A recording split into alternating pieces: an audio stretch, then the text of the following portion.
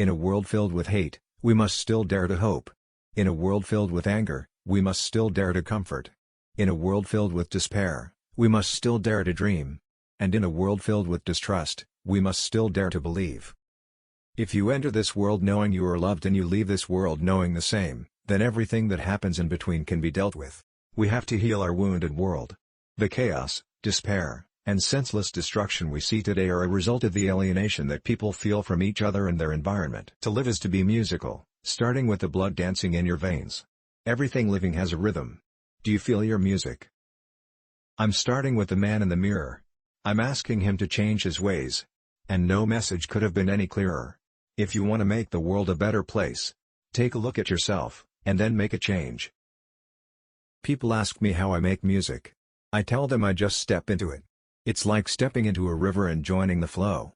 Every moment in the river has its song. Hope is such a beautiful word, but it often seems very fragile.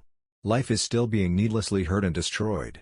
In their innocence, very young children know themselves to be light and love.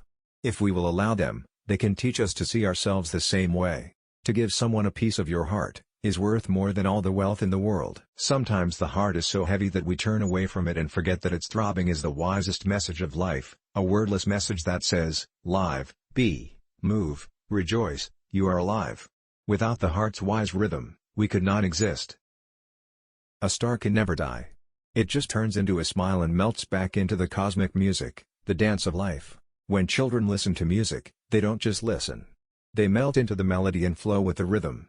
Something inside starts to unfold its wings, soon the child and the music are one. I love to read. I wish I could advise more people to read. There's a whole new world in books. If you can't afford to travel, you travel mentally through reading.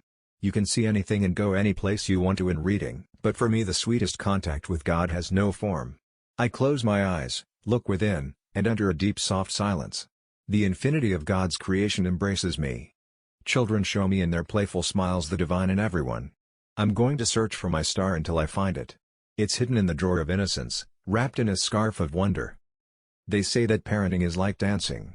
You take one step, your child takes another. Before you judge me, try hard to love me, look within your heart. Then ask, have you seen my childhood? I'm really very self-confident when it comes to my work. When I take on a project, I believe in it 100%. I really put my soul into it. I die for it. That's how I am.